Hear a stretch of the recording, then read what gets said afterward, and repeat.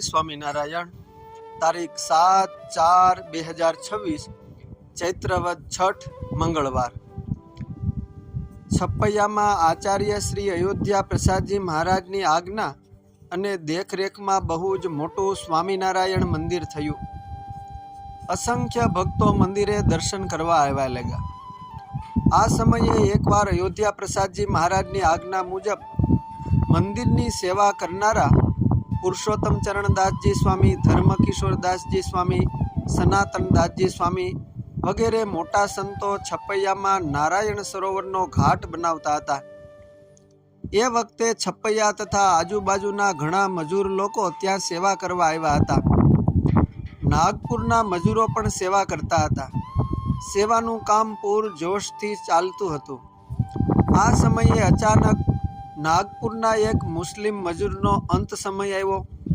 ત્યારે ભગવાન સ્વામિનારાયણ, આચાર્ય મહારાજ તથા અનેક મુક્તો સાથે લઈને તેમને તેડવા પધાર્યા। મહારાજ શ્રી, મોટા સંતો અને શ્રી ઘનશ્યામ મહારાજના દર્શન થતાં જ આ બીમાર મજૂર બોલી ઉઠ્યો કે ઓહો, આ ઘનશ્યામ બાબુ આચાર્ય શ્રી સાથે મને તેડવા પધાર્યા છે।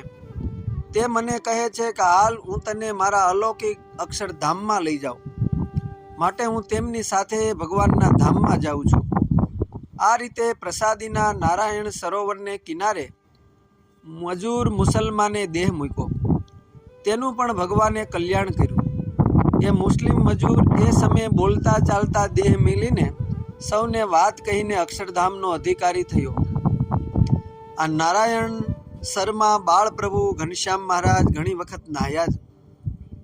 એનો મહિમા વર્ણવતા સદગુરુ ભૂમાનંદ સ્વામી લખે છે કે નારાયણ સરને જે જન નજરે જોશે નિરમળ મન, પામશે તે શ્વેતે દીપ ધામ, એના સફળ થાશે જ કામ। વળી સરોવરનું જે વારી, કરશે આચમન જે ધારી, વૈકુંઠ ધામને પામશે તે નથી તે વિશે કોઈ સંદેહ।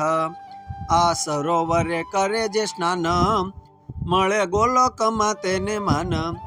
જે અમારી સ્મૃતિએ સહિત, મહિમા સાથે સંશય રહિત, કરશે ભાવ થકી જે સ્નાન, આત્યંતિક મોક્ષ દેશું દાન।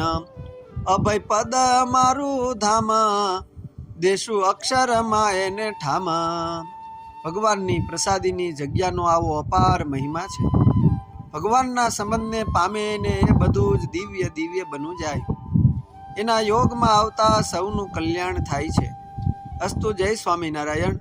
સદગુરુ શ્રી ભૂમાનંદ સ્વામી કૃત શ્રી ઘનશ્યામ લીલામૃત સાગર તરંગ 99 માંથી